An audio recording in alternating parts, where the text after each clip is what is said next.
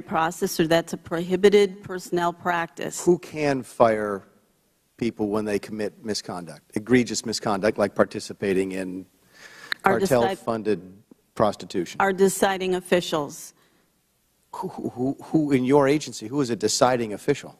We have 2 deciding officials. They're senior DEA 1811s with prior OPR experience. They make all of the disciplinary decisions for the agency. Are they senior to you or junior to you? They're junior to me. Could you recommend that they fire somebody? So you're saying you can't fire somebody, but somebody junior to you can fire somebody. Is that what you're telling us? My position as administrator, under the Civil Service Act, we have to follow certain civil service protections. And so our system is set up that the discipline is decided by these 2 senior people within DEA, deciding officials who have senior people, but not senior to you. But I get that. Then, so okay, let's say that you wanted to fire these people. Let's say you saw some activity that merited somebody getting fired. Did you ever? By the way, have you ever seen that since you've worked there? Does any of this conduct that we've talked about today in these couple dozen sex parties, in your mind, merit dismissal? The activity that's been explained today, I believe, not knowing all the facts, not knowing. How can you possibly? I can't let you off the hook like that, Ms. Leonhardt. How do you not possibly know all the facts by now? Not knowing the same facts that the deciding officials look at, which are called the Douglas factors. So not knowing that piece, only knowing what the behavior was and what the investigations show. I took action last year to put the agency on notice that activity like that, and I named it prostitution and named 4 or 5 other things, required significant discipline. And that put our deciding officials and our Board of Conduct on notice. Do you have any idea how absurd all of that sounds to an ordinary human being?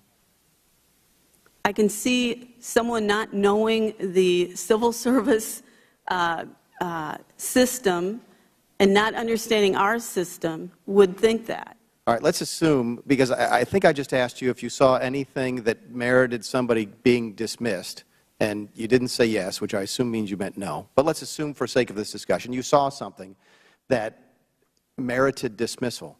What would you do? I can't intervene in the process the way the law is set up. How do you start the process? What I can do is put the agency on notice, like I did last year, that this will not be tolerated, and that I, in writing, told the deciding officials and the Board of Conduct that these kinds of behaviors required significant discipline. Mr. Horowitz, Mr. Perkins, is it like this at the other agencies? Does everybody deal with these arcane rules at other agencies? Congressman, I can't speak for the other agencies, but for the FBI, we are exempt from Title V and civil service rules, regulations, and statutes. Director Comey can and has summarily fired individuals. We do have a highly structured disciplinary process within the Bureau that will, as you go through the process, it raises it up to the appropriate levels for the appropriate level of punishment. There are occasions when the conduct is so egregious that the director can intercede and summarily dismiss somebody, and has. Mr. Horowitz? My understanding is that the FBI is unique in that regard, as Mr. Perkins outlined, and that the other 3 law enforcement components in the department have to follow the Title V rules and the civil service rules. One last question, Ms. Leonhardt, then I'll wrap up.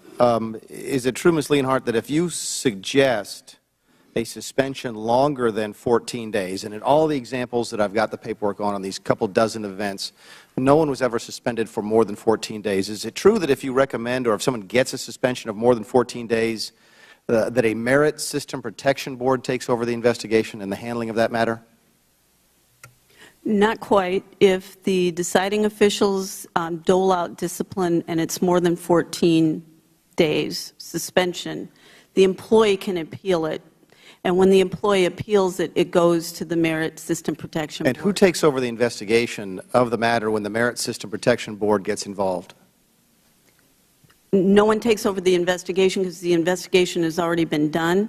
This is at the very end of the disciplinary process. So the DEA deciding official can say 30 days. But is that internal to you or is it external to you?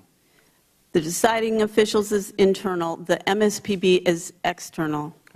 Thank the gentleman. I thank the chairman, and I asked both the chairman and the ranking member to, this is nuts.